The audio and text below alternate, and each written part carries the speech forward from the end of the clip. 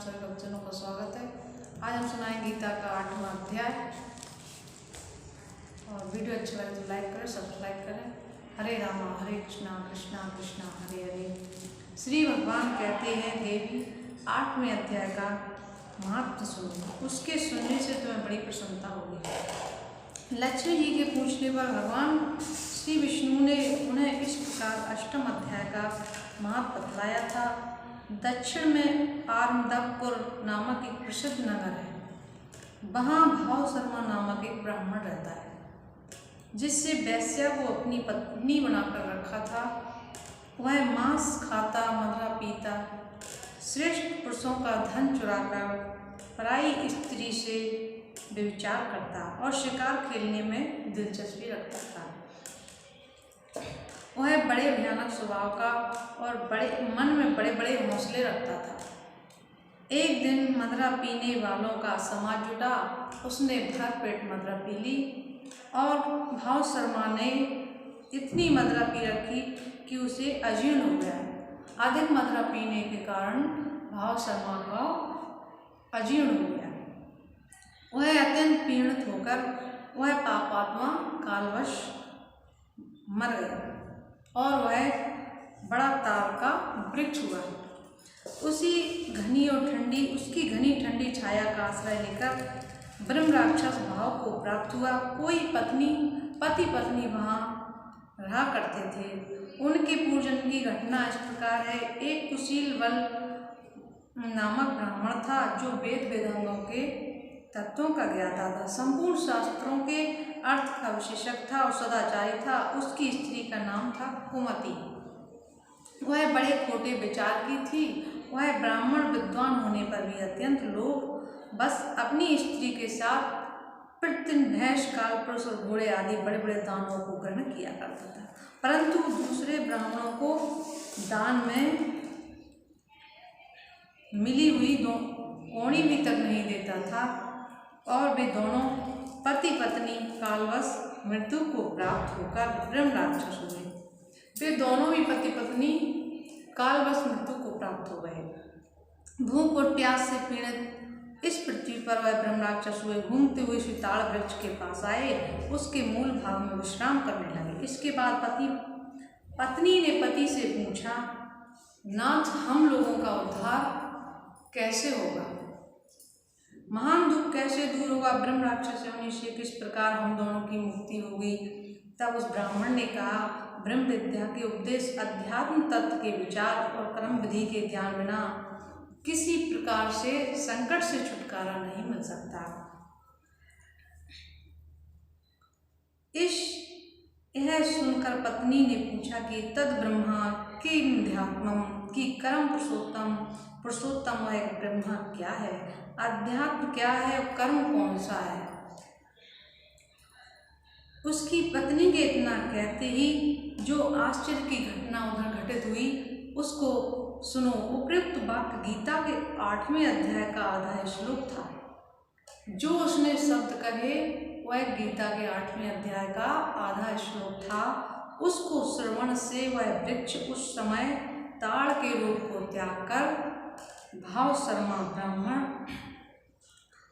नामक ब्राह्मण हो गया। तत्काल ज्ञान होने से विशुद्ध चित्त होकर वह पाप के चोले से मुक्त हो गया तथा उस आधे श्लोक के महा से वे पति पत्नी भी मुक्त हो गए। उनके मुख से देवात ही 8वें अध्याय का आधा श्लोक निकल पड़ा था। तदंतर आकाश से एक दिव्य विमान आया और वे दोनों पति पत्नी उस विमान पर आरूढ़ होकर स्वर्गलोक को चले गए। वहाँ का यह सारा वृत्तांत अत्यंत आश्चर्यजनक था। उसके बाद उस विद्वान ब्राह्मण भाव शर्मा ने आदर पूर्वक उस आधे श्लोक को लिखा और देव जनार्दन की आराधना करने की इच्छा से वह मुक्तिदायिनी काशीपुरी में चला गया। वहाँ उस उदार बुद्धि वाले ब्राह्मण ने भारी तपस्या आरंभ की। उसी समय क्षीर सागर की कन्या भगवती लक्ष्मी ने हाथ जोड़कर देवताओं के भी देवता जगतपति जनार्दन से पूछा, नाथ, आप सहसा नींद त्याग कर खड़े क्यों हुए? श्री भगवान बोले, देवी, काशीपुरी में भागीरथी के तट पर बुद्धिमान ब्राह्मण भाव शर्मा मेरे युक्ति रस से प्रपूर्ण होकर अत्यंत कठोर तपस्या कर रहा है। वह इंद्रियों को बस में करके गीता के 8वें अध्याय के आधे श्लोक का जप करता है। मैं उसकी तपस्या से बहुत संतुष्ट हूँ। बहुत देर से उसकी तपस्या के अनुरूप फल का विचार कर रहा था। प्रिय, इस समय फल देने में उत्कंठित हूँ। पार्वती जी ने पूछा, भगवान श्री हरि सदा प्रसन्न होने पर भी जिसके लिए चिंतित हो उठते थे, उस भगवत भक्त भाव शर्मा ने कौन सा फल प्राप्त किया? श्री महादेव जी बोले, दुष्श्रेष्ठ भाव शर्मा प्रसन्न हुए। भगवान विष्णु के प्रसाद को पाकर अत्यानंदित सुख मोक्ष को प्राप्त हुआ तथा उसके अन्य वंशज भी जो नरक यातना में पड़े थे, उसकी शुद्ध कर्म से भगवत धाम को प्राप्त हुए। पार्वती, 8वें अध्याय का महत्व थोड़े मैं ही तुम्हें बताया, इस पर सदा विचार करते रहना चाहिए। बोलिए भक्तवत्सल भगवान की जय।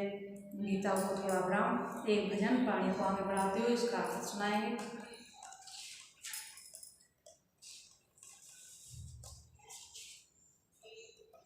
भगवान उबारो इस दुख से, ये कष्ट सहा नहीं जाता है।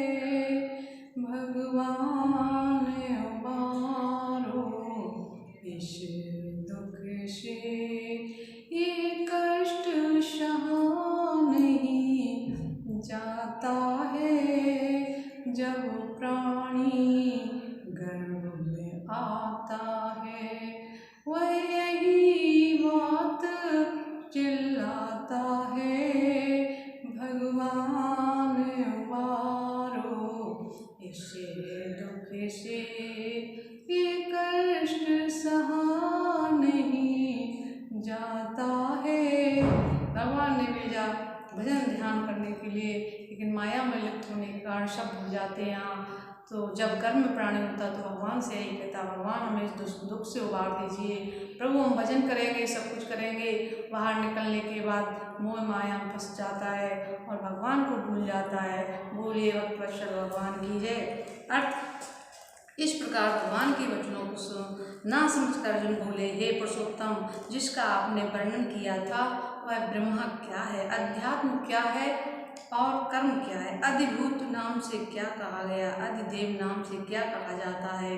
हे मधुसूदन, यहाँ अधियज्ञ कौन है और वह इस शरीर में कैसे है?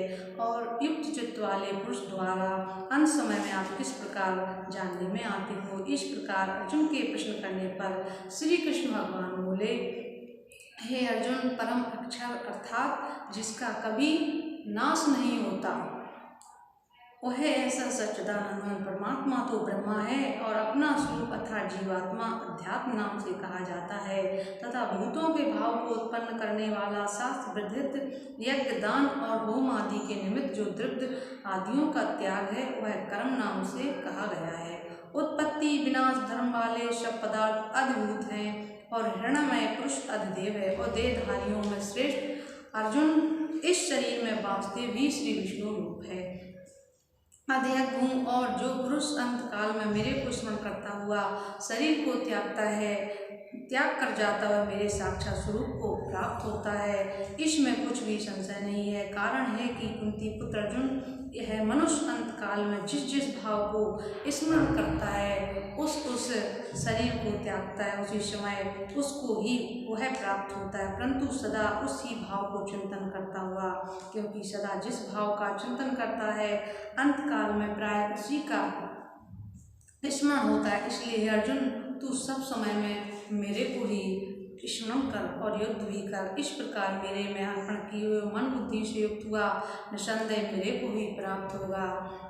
हे पार्थ, यह नियम है कि परमेश्वर के ध्यान के अभ्यास रूप योग से युक्त अन्य तरफ न जाने वाले चित्त निरंतर चिंतन करता हुआ पुरुष परम प्रकाश दीप्त पुरुष को अर्थात परमेश्वर को ही प्राप्त होता है। इससे जो पुरुष सर्वज्ञ अनादि सबके नियता सूक्ष्म से भी अत्म सूक्ष्म सबके धारण पोषण करने वाले अचिंत्य स्वरूप सूर्य के सदृश नित्य चेतन प्रकाश रूप अविद्या से अतिपरे शुद्ध सच्चिदानंद परमात्मा को स्मरण करता है, वह भक्ति युक्त पुरुष अंत काल में भी योग बल से भ्रुकुटी के मध्य में प्राण को अच्छी प्रकार स्थापन करके फिर निश्चल मन से स्मरण करता हुआ उस दिव्य स्वरूप परम पुरुष परमात्मा को भी प्राप्त होता है। हे अर्जुन, वेद के जानने वाले विद्वान जिस सच्चिदानंद रूप परम पद को ओंकार नाम से कहते हैं और आसक्ति रहित यत्नशील महात्मा जन जिसमें प्रवेश करते हैं तथा परम पद को चाहने वाले ब्रह्मचर्य का आचरण करते हुए परम पद को तेरे लिए चाहने वाले, संक्षेप से कहूँगा हे अर्जुन, सब इंद्रियों के द्वारों को रोककर अर्थात इंद्रियों को विषयों को हटाकर तथा मन को हृदय में स्थिर करके और अपने प्राण को मस्तक में स्थापन करके योग धारण में स्थित हुआ जो पुरुष ओम ऐसे इस अक्षर को मेरे को चिंतन करता, ओम ऐसे अक्षर रूप ब्रह्मा को उच्चारण करता हुआ उसके अर्थ स्वरूप मेरे को चिंतन करता हुआ शरीर को त्याग कर जाता है और पुरुष परम गति को प्राप्त होता है। हे अर्जुन, जो पुरुष मेरे में अन्य चित्त से स्थित हुआ सदा ही निरंतर मेरे को स्मरण करता है उस निरंतर मेरे में युक्त हुए योगी के लिए मैं सुलभ हूँ अर्थात सहज ही प्राप्त हो जाता हूँ।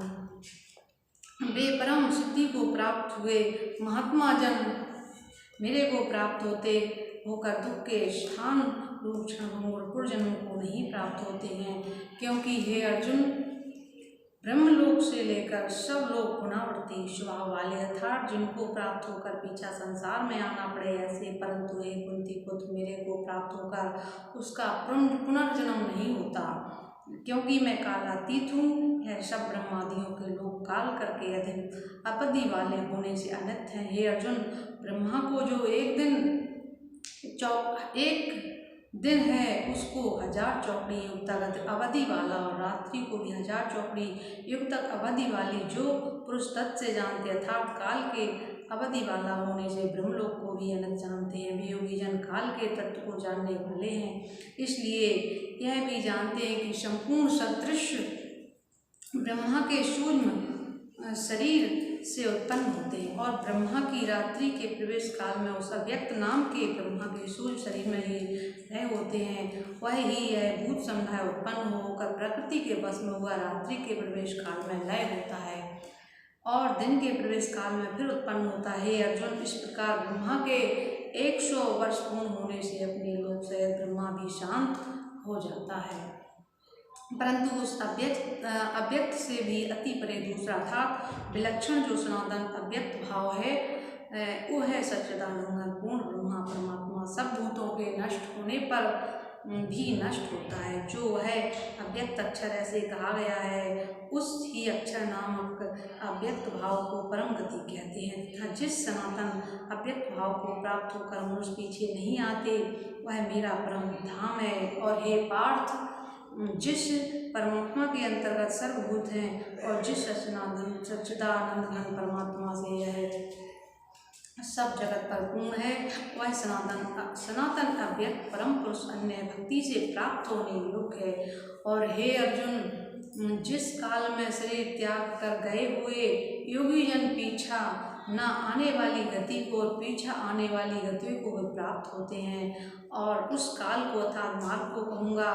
उन 2 प्रकार के मार्गों में से जिस मार्ग में ज्योतिमय अग्नि अभिमानी देवता और दिन का अभिमानी देवता है तथा शुक्ल पक्ष का अभिमानी देवता और उत्तरायण के 6 महीनों का अभिमानी देवता, उस मार्ग में मरकर गए हुए ब्रह्मविद अर्थात परमेश्वर की उपासना से परमेश्वर को परोक्ष भाव से जानने वाले योगी जन उपरोक्त देवताओं द्वारा क्रम से ले गए हुए ब्रह्मा को प्राप्त हुए हैं। जिस मार्ग में धूम अभिमानी देवता है और रात्रि अभिमानी देवता तथा कृष्ण पक्ष का अभिमानी देवता है और दक्षिणायन के 6 महीनों का अभिमानी देवता, उस मार्ग में मरकर गया हुआ सकाम कर्मयोगी उपरोक्त देवताओं द्वारा क्रम से ले गया हुआ चंद्रमा की ज्योति को प्राप्त होकर स्वर्ग में अपने शुभ कर्मों का फल होकर पीछा आता है, क्योंकि जगत के यह 2 प्रकार के शुक्ल और कृष्ण पक्ष अर्थात देवयान और पितृयान मार्ग सनातन माने गए। इनमें एक के द्वारा गया हुआ पीछा आने वाली परम गति को प्राप्त होता है, दूसरे द्वारा गया हुआ पीछा आता है अर्थात जन्म मृत्यु को प्राप्त होता है। पार्थ, इस प्रकार इन दोनों मार्गों को तत् से जानता हुआ कोई भी योगी मोहित नहीं होता, अर्थात फिर वह निष्काम भाव से ही साधन करता है, कामनाओं में नहीं फंसता। इस कारण हे अर्जुन, तुम सब काल में समतत्व बुद्धि रूप योग से युक्त हुआ, अर्थात निरंतर मेरी प्राप्ति के लिए साधन करने वाले हो। क्योंकि योगी पुरुष इस रहस्य को तत् से जानकर वेदों के पढ़ने में तथा यज्ञ तप दान आदियों के करने में जो पूर्ण फल का कहा गया है, उस सबको निसंदेह उल्लंघन कर जाता है और सनातन परम पद को प्राप्त होता है। बोलिए भक्तवत्सल भगवान की जय। अगले वीडियो में हम आपको सुनाएंगे 9वां अध्याय। वीडियो अच्छा लगे तो लाइक करें, सब्सक्राइब करें। हरे रामा हरे कृष्णा कृष्णा कृष्णा हरे हरे, हरे रामा हरे कृष्णा कृष्णा कृष्णा हरे हरे।